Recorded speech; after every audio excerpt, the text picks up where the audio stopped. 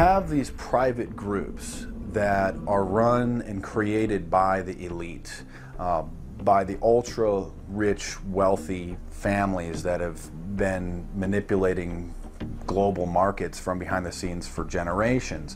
They create these private groups that then feed information to the government, to senators, to congressmen, their recommendations, their policy papers, what they think should happen.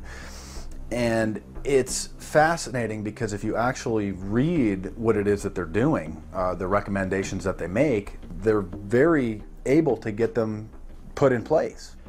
Discussions that are going on in these private groups are really talks that should be going on in Senate committees and in the halls of Congress, but they're happening with these ultra elite groups that are then pushing their propaganda into the political mainstream, and then it's becoming enacted, it's becoming put into law. Still not convinced the CFR is promoting a new world order? Listen to what Leslie Gelb had to say upon leaving the New York Times to chair the organization as its president in 1993.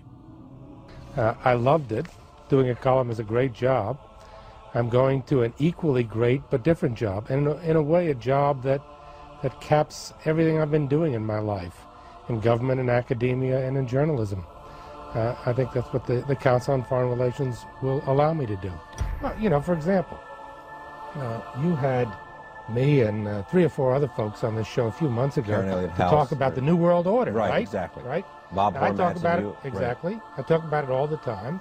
New World Order wants a global system where one small central authority of individuals can then dictate a policy that's going to be distributed down to the rest of the world, everywhere, in the smallest little town in the middle of nowhere in some remote country. I now think it's safe to say that the Council is extremely influential on the world stage and openly promote global governance.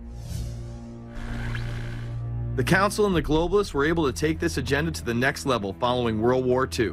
The United Nations was born out of the ashes of this conflict. Unlike the League of Nations, the United States not only joined this organization, they championed it. First book I wrote was The Fearful Master, a second look at the United Nations. It was written at a time when it was not popular to be critical of the UN. I mean, the United Nations was viewed by almost everybody as our last best hope for peace. It was a means, we were told, to bring humanity together and put an end to war and live in peace and harmony and promote trade and all of these good things. I wish it were any of those things, but it's not. The original charter for the United Nations was drafted in San Francisco in 1945, and the United States became a permanent member of the Security Council, along with France, the United Kingdom, the Soviet Union, and the Republic of China. The process by which other nations' belief systems could be used to erode and eviscerate our Constitution and Bill of Rights had taken a giant leap forward. The United Nations is one of the most well-known sort of globalization attempts. Its primary goal is to streamline all the governments of the world, to create a global council and to unify all the rules and all the regulations for the world. So it's essentially the precursor and an engine of this new world order. The United Nations is made up of all of the countries of the world, most of which are dictatorships of one kind or another. And you don't take a bunch of dictatorships and put them into a bag and shake it up and come out with a freedom-loving governmental unit. You come out with a global dictatorship. This was the public face of global governance. However, many other organizations have been birthed since. Even more suspect is a private group called the Trilateral Commission. David Rockefeller and Henry Kissinger are among its some 300 influential members. The Trilateral Commission, rich and powerful business and political leaders from Japan, Europe, and North America. The New York-based policy group was formed in 1973 by Chase Manhattan Bank Chairman David Rockefeller. In addition to Rockefeller, there are many other noted American members. Among them, economist Alan Greenspan, former Defense Secretary Harold Brown. George Bush was once a member, but resigned last year before his unsuccessful presidential campaign. Back then, it wasn't politically wise to be aligned with what his party's right wing considered a shadow world government. The United Nations would take over America. The Trilateral Commission would control the world. Just look at its membership, they say. Current and former members include Presidents Clinton, Bush, and Carter. names like Brzezinski, Christopher, Kissinger, and Schultz, and top executives of ITT, Xerox, Exxon, and Nations Bank. Although this group with only 300 members seems to be at the apex of the power structure, there is yet another group formed in 1954 that is even smaller in number and has a greater influence on world events. Meet the Bilderberg Group. This elite group meet annually around the globe. There is a core group of members who have attended every year for decades, such as David Rockefeller, Henry Kissinger, and Queen Beatrix of the Netherlands. These members invite others who are politically and socially relevant at the time. Each year, around 140 people are in attendance. Real quick, I asked you this question. In June of 2004, you attended a meeting in Italy called the Bilderberg Group. I just want to know what you were doing out there, what that was all about. If she lied to me and told me she didn't go, I figured you might tell me the truth. All I did was go. They had a Republican and a Democrat. I gave like a 20-minute talk on the presidential election. And did it have anything to do with being John Kerry's running mate? Did you talk about that at all? No, because I wasn't his running mate. Okay. I happened to be in Europe then on my way to Russia. I was invited to go to Bilderberg by Vernon Jordan, a friend of mine and a genuine hero of the civil rights movement. And to the best of my knowledge, NAFTA was not discussed by anybody in my presence. Documents released by the group in 2001 reveal that in September of 1955, the group met in Germany and covertly outlined the idea of a European Union. Section E, European Unity, discusses the general support for European integration and unification, and the idea to unify Germany once again with the rest of Europe under a common marketplace. Belgian Viscount and current Bilderberg chairman Etienne Davignon told the EU Observer in 2009 that the next Bilderberg meeting could improve understanding on future action in the same way it helped create the euro in the 1990s. This illustrates the patience, vision, and reach of this organization. It was able to promote and establish both a European Union and a European currency over the course of just under 40 years, incrementally. One of the things that the elitists discussed back at the turn of the century when they were talking about how do you convert the United States into a collectivist system was the fact that you can't do it quickly. You have to let people get used to it incrementally, because any major change would be rejected.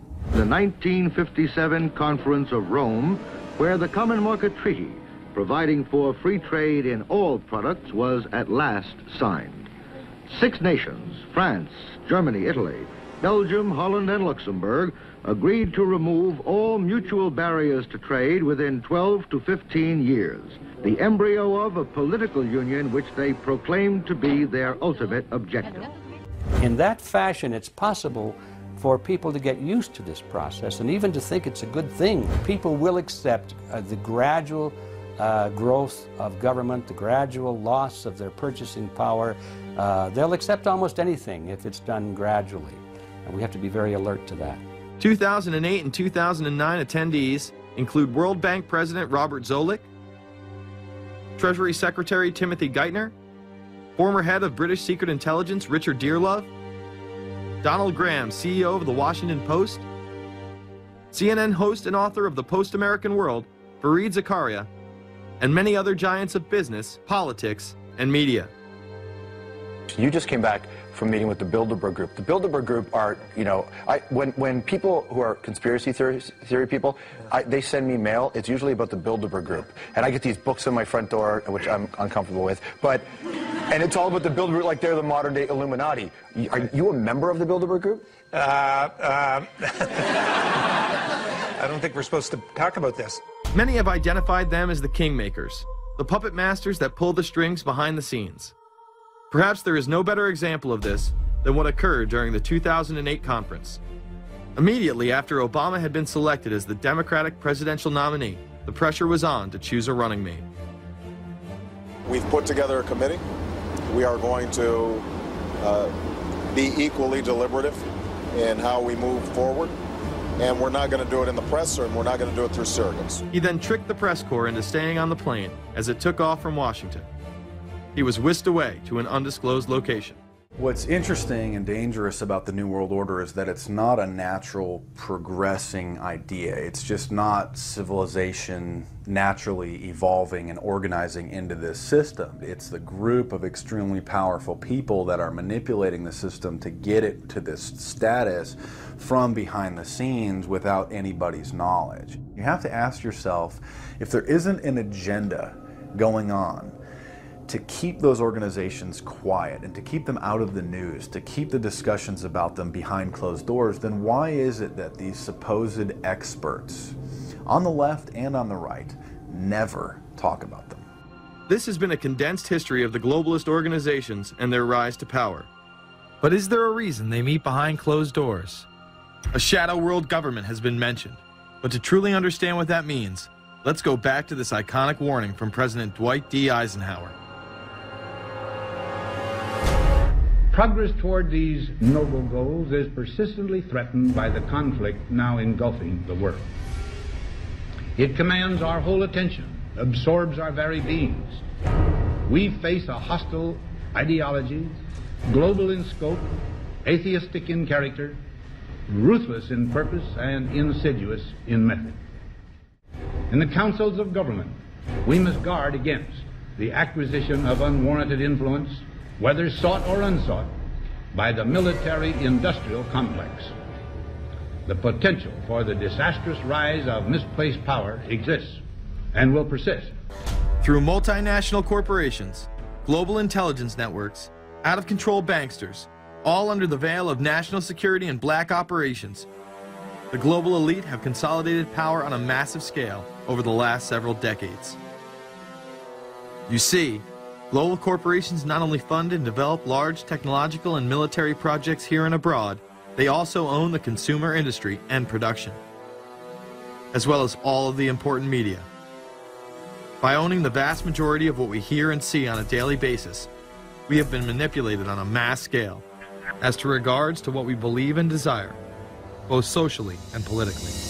Edward Bernays, the nephew of world-famous psychoanalyst Sigmund Freud, would study group dynamics and become the father of public relations. He authored the book Propaganda in 1928. In it, he described how to intelligently and consciously manipulate the habits and opinions of the masses within a democratic society.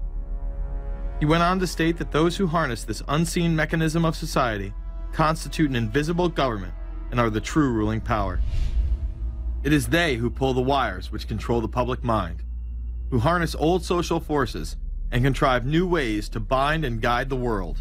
The average American is distracted, mindless, worried about minuscule things, celebrities, as if it was their own family members. And this is by design, because the powers that be, who own the media, know how our brains work. They know scientifically how the human mind functions. They know about sociology, and they are using the media, and have used the media for decades now, to entertain people with issues that don't really matter.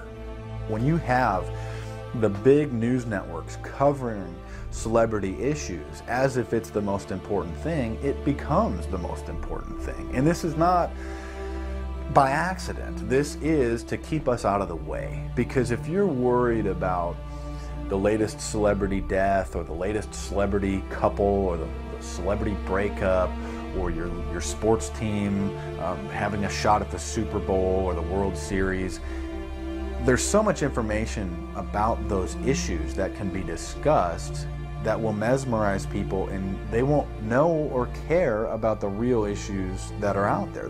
Well, I think this is just one more piece of evidence of the degree to which the media, supposedly the watchdogs, has become the gatekeeper of the system.